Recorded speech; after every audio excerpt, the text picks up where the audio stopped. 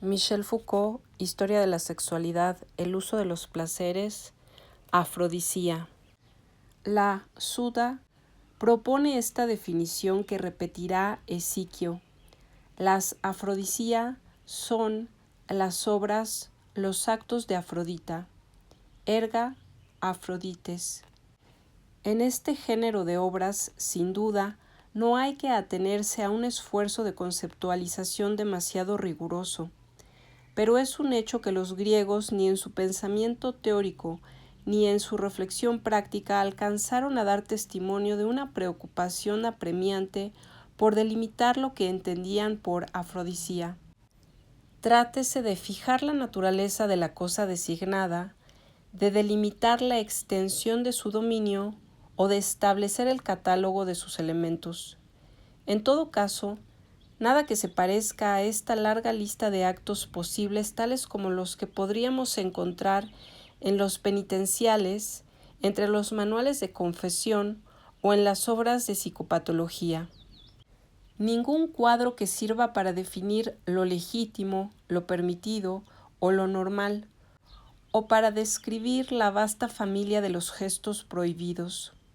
Nada tampoco que se parezca a la preocupación tan característica de la cuestión de la carne o de la sexualidad, por revelar bajo lo inofensivo o lo inocente la presencia insidiosa de un poder cuyos límites son inciertos y múltiples sus máscaras, ni clasificación ni desciframiento. Se fijará con cuidado la edad mejor para casarse y tener hijos, y en qué momento deben practicarse las relaciones sexuales. Nunca se dirá, como haría un director cristiano, qué gestos hacer o evitar, cuáles son las caricias preliminares permitidas, qué posición tomar o en qué condiciones puede interrumpirse el acto. A todos aquellos que no estaban provistos de una buena armadura, Sócrates recomendaba huir de la vista de un bello muchacho, o incluso exiliarse por un año, y en Fedro evocaba la larga lucha contra el propio deseo, pero en ninguna parte se menciona, como sucederá con la espiritualidad cristiana, las preocupaciones que es preciso tomar para impedir que el deseo se introduzca subrépticamente en el alma o para desalojar de ella sus rasgos secretos. Quizá más raro aún, los médicos que proponen con cierto detalle los elementos del régimen de las afrodisía permanecen más bien mudos acerca de las formas que pueden tomar los propios actos.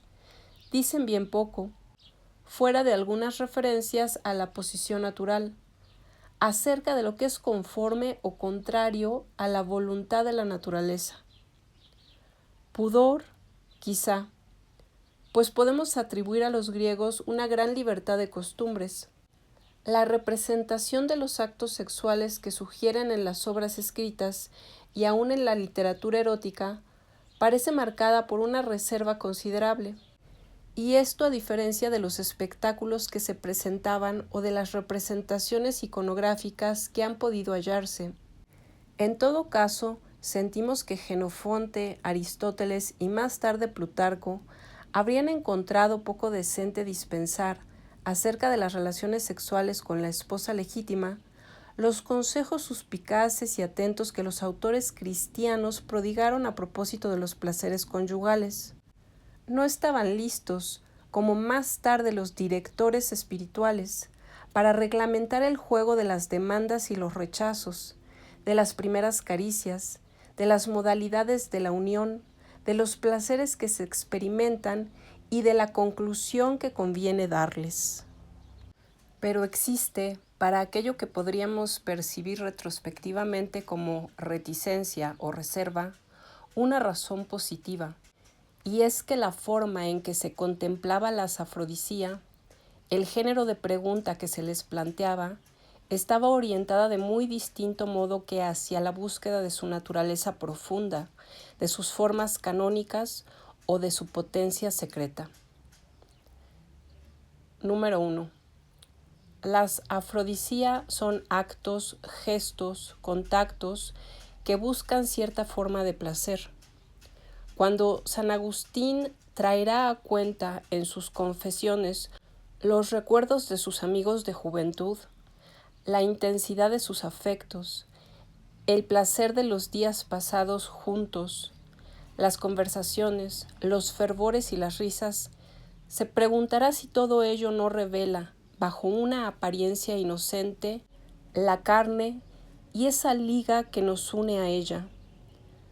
Pero cuando Aristóteles en la Ética Nicomaquea se interroga para saber cuáles son precisamente aquellos que merecen ser llamados intemperantes, su definición es cuidadosamente restrictiva. Solo los placeres del cuerpo revelan la intemperancia, la acolasía, y entre aquellos hay que excluir los de la vista, los del oído y los del olfato.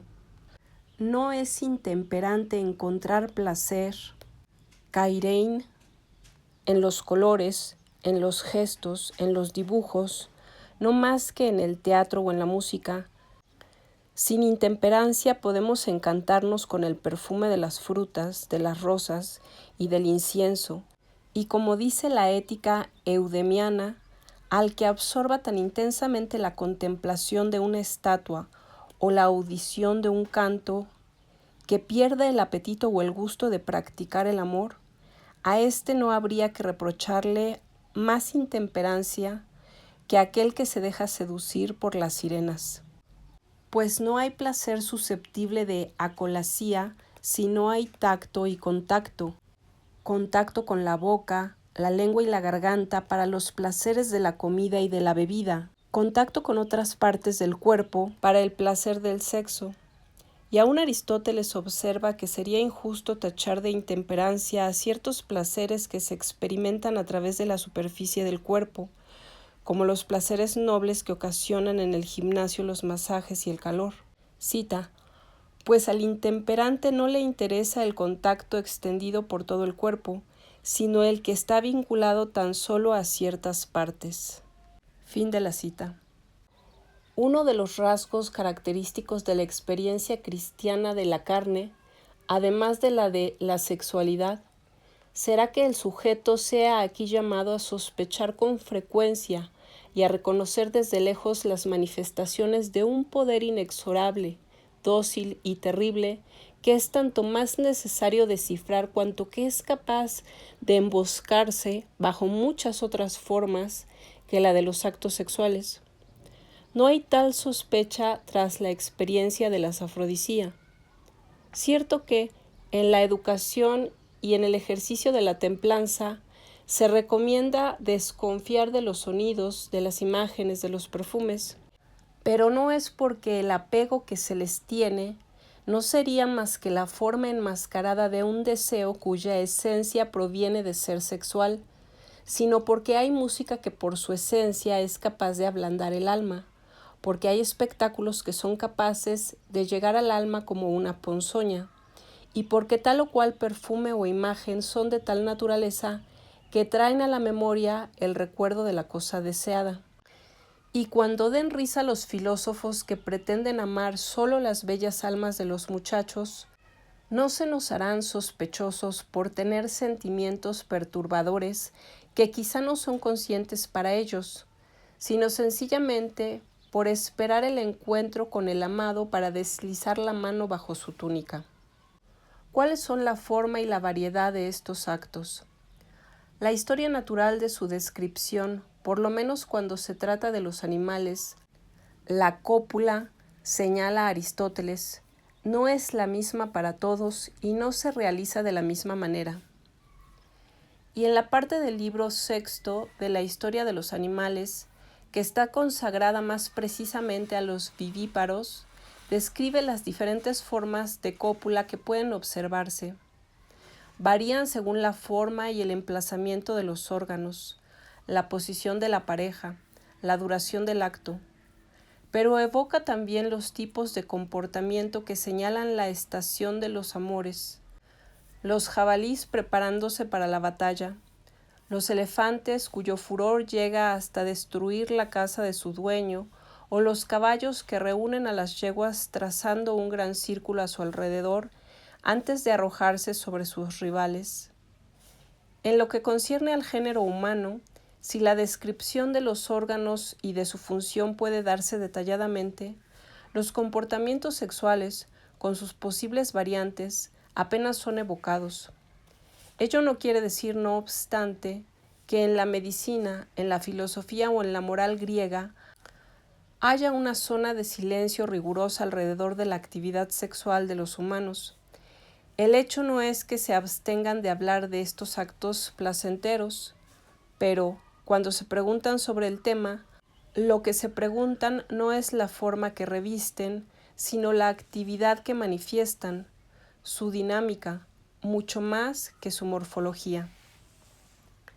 Esta dinámica queda definida por el movimiento que une a las afrodisía, el placer que se les asocia y el deseo que suscitan.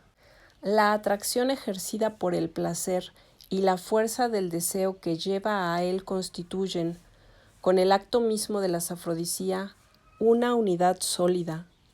Tal será, por consiguiente, uno de los rasgos fundamentales de la ética de la carne y del concepto de sexualidad. La disociación, aunque sea parcial, de este conjunto. Esta disociación se distinguirá, por un lado, por cierta elisión del placer, desvalorización moral por la prescripción dada en la pastoral cristiana a no buscar la voluptuosidad como fin de la práctica sexual. Desvalorización teórica que se traduce en la extrema dificultad de dar su lugar al placer en la concepción de la sexualidad. Igualmente se distinguirá por una problematización cada vez más intensa del deseo, en el que se verá la señal original de la naturaleza caída en el pecado o la estructura propia del ser humano. Al contrario, en la experiencia de las afrodisía, acto, deseo y placer forman un conjunto cuyos elementos, desde luego, pueden distinguirse, pero están fuertemente ligados unos a otros. Precisamente este vínculo apretado es el que constituye uno de los caracteres esenciales de esta forma de actividad. La naturaleza ha querido, por razones que ya se verán, que el cumplimiento del acto esté asociado con un placer, y este placer es el que suscita la epithymia, el deseo, movimiento dirigido por naturaleza hacia lo que da placer, en función del principio que recuerda Aristóteles. Cita: el objeto del deseo es lo agradable. Cierto que, Platón vuelve a ello con frecuencia, no podría haber deseo sin privación, sin carencia de la cosa deseada, y sin mezcla por consiguiente de cierto sufrimiento. Pero el apetito, explica en el Filebo, solo puede provocarse con la representación, la imagen o el recuerdo de lo que da placer.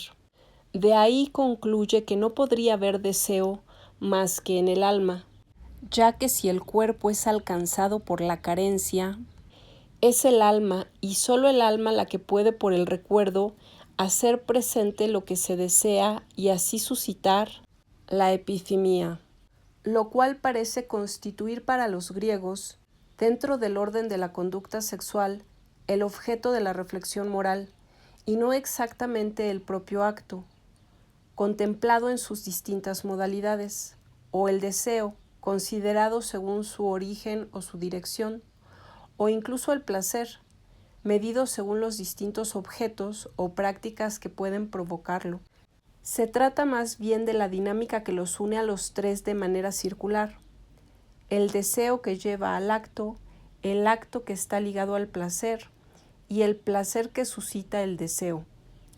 La cuestión ética que se plantea no es qué deseos, qué actos, qué placeres, sino con qué fuerza nos dejamos llevar por los placeres y los deseos. La ontología a la que se refiere esta ética del comportamiento sexual, por lo menos en su forma general, no es una ontología de la carencia y del deseo, no es la de una naturaleza que fija la norma de los actos, es la de una fuerza que asocia entre sí actos, placeres y deseos. Esta relación dinámica es la que constituye lo que podríamos llamar el grano de la experiencia ética de la safrodisía. Esta dinámica llega a analizarse según dos grandes variables. Una de ellas es cuantitativa, concierne al grado de actividad que expresan el número y la frecuencia de los actos. Lo que distingue a unos hombres de otros, tanto dentro de la medicina como dentro de la moral, no es tanto el tipo de objetos hacia los que se orientan, ni el modo de práctica sexual que prefieren, es, ante todo, la intensidad de dicha práctica. La separación está entre el menos y el más, moderación o incontinencia. Es bien raro, cuando se dibuja el retrato de un personaje, que se haga valer su preferencia por tal o cual forma de placer sexual. Al contrario, siempre es importante para su caracterización moral indicar si, en su práctica con las mujeres o los muchachos, ha sabido dar prueba de mesura, como Agesialo, quien llevaba la templanza al grado de rechazar el beso del joven al que amaba, o si se abandonaba como Alcibiades o como Arcesialao al apetito de los placeres que pueden tomarse de uno y de otro sexo. A este respecto podemos recoger el célebre pasaje del libro primero de las Leyes. Cierto que Platón opone en él muy claramente la relación conforme a natura que une al hombre y a la mujer para los fines de la generación y la relación contra natura de varón con hombre y hembra con hembra. Pero esta oposición, por marcada que sea en términos de la naturaleza, la relaciona Platón con la distinción más fundamental entre continencia e incontinencia. Las prácticas que contravienen la naturaleza y el principio de la procreación no se explican como efecto de una naturaleza anormal o de una forma particular de deseo. No son más que la continuación de la desmesura. En su origen está la intemperancia en el placer. Y cuando, en el Timeo, Platón expone que la lujuria debe tomarse como efecto de una enfermedad del cuerpo y no de una mala voluntad del alma, enfermedad descrita como una gran patología del exceso, la esperma, en lugar de seguir encerrada en la médula y en su armadura ósea, se habría desbordado y puesto a fluir por todo el cuerpo. Este se habría vuelto semejante a un árbol cuya potencia vegetal sobrepasaría toda medida. Así el individuo, durante gran parte de su existencia, se vería enloquecido por el exceso de placeres y de dolores. Que la inmoralidad de los placeres del sexo sean siempre del orden de la exageración, de la demasía y del exceso, es una idea que volvemos a encontrar en el libro tercero de la Ética Nicomaquea. Por lo que hace a los deseos naturales que nos son comunes, las únicas faltas que podemos cometer, explica Aristóteles, son del orden de la cantidad. Elevan el exceso, cuando el deseo natural consiste tan solo en satisfacer la necesidad. Cita: comer y beber lo que uno va encontrando al azar hasta estar literalmente saturado es sobrepasar por exceso las necesidades naturales. Fin de la cita. Cierto que Aristóteles da su lugar también a los placeres particulares de los individuos. Puede suceder que se cometan diferentes tipos de faltas. Cita: ya sea que encuentre placer en cosas que no debe desear porque se entrega más de lo corriente o porque no goza su placer del modo debido. Fin de la cita. Pero, añade Aristóteles, los intemperantes se exceden de todas estas formas a la vez. Se complacen, en efecto, en ciertas cosas ilícitas, realmente detestables, y, si es bueno gozar de algunas de ellas, lo hacen más de lo que conviene y más de lo que hacen la mayoría. Lo que constituye la intemperancia es el exceso en ese dominio y, cita, es una cosa reprobable. Fin de la cita. Parecería más bien que la primera línea de partida que señalaría en el dominio del comportamiento sexual la aparición moral no sería trazada a partir de la naturaleza del acto, con todas sus posibles variantes, sino a partir de la actividad y de sus gradaciones cuantitativas. La práctica de los placeres recoge también otra variable a la que podríamos llamar de función o de polaridad. Al término afrodisía corresponde el verbo afrodisiasein. Se refiere a la actividad sexual en general. Así se habla del momento en que los animales llegan a la edad en que son capaces de afrodisiasen. Nombra también el cumplimiento de un acto sexual cualquiera. Así Antístenes evoca en Jenofonte la necesidad que a veces tiene de afrodisiasein. Pero el verbo puede también usarse en su valor activo. En este caso, se relaciona de manera particular con el papel llamado masculino de la relación sexual y con la función activa definida por la penetración. Y a la inversa, puede emplearse en su forma pasiva. Entonces designa la otra función de la unión sexual, el papel pasivo del compañero objeto. Esta función es la que la naturaleza reservó a las mujeres. Aristóteles habla de la edad en que las muchachas son susceptibles de afrodisiastenai. Es la que puede imponerse mediante la violencia a alguien que se encuentra reducido a ser objeto del placer de otro. Es también la función aceptada por el muchacho o por el hombre que se deja penetrar por su compañero. El autor de Problemas se pregunta también cuál es la razón por la que algunos hombres sienten placer por la afrodisiasestai. Sin duda tenemos razón cuando decimos que en el vocabulario griego no hay nombre que reagrupe en una noción común lo que puede tener de específico en la sexualidad masculina y en la sexualidad femenina. Pero hay que destacar que, en la práctica de los placeres sexuales, se distinguen claramente dos papeles y dos polos, como pueden distinguírselos también en la función generadora. Se trata de dos valores de posición, la del sujeto y la del objeto, la del agente y la del paciente, como lo dice Aristóteles. La hembra en tanto hembra es un elemento pasivo y el macho en tanto macho un elemento activo. Aun cuando la experiencia de la carne sea considerada como una experiencia común a hombres y mujeres, pero sin que tenga para ellas la misma forma que para ellos, aun cuando la sexualidad se vea marcada por la gran cesura entre sexualidad masculina y femenina, se considerará a la afrodisía como una actividad que implica dos actores, cada uno con su papel y su función, el que ejerce la actividad y aquel sobre quien ésta se ejerce.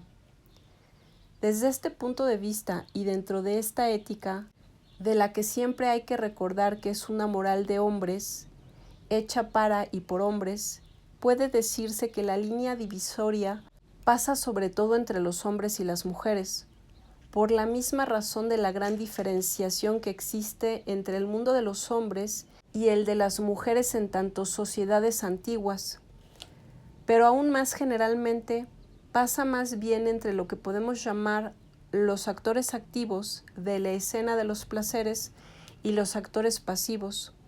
Por un lado, los que son sujetos de la actividad sexual y que tienen cierta dificultad en lograr ejercer de manera mesurada y oportuna, y por el otro aquellos que son compañeros objetos, los comparsas sobre y con quienes se ejerce.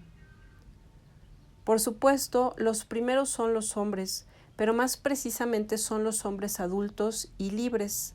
Los segundos, desde luego, comprenden a las mujeres, pero ellas solo figuran como uno de los elementos de un conjunto más amplio al que se hace referencia a veces con la designación de los objetos de placer posible. Las mujeres, los muchachos, los esclavos. En el texto conocido como Juramento de Hipócrates, el médico se compromete a abstenerse en las casas a las que tenga entrada de las erga afrodisía con cualquier persona, mujer, hombre libre o esclavo. mantenerse en su papel o abandonarlo, ser sujeto de la actividad o ser su objeto, pasarse del lado de quienes la sufren cuando se es hombre o quedarse del lado de quienes la ejercen. Tal es la segunda gran variable con aquella de la cantidad de actividad que da asidero a la apreciación moral. El exceso y la pasividad son, para un hombre, las dos formas mayores de la inmoralidad en la práctica de la safrodisía.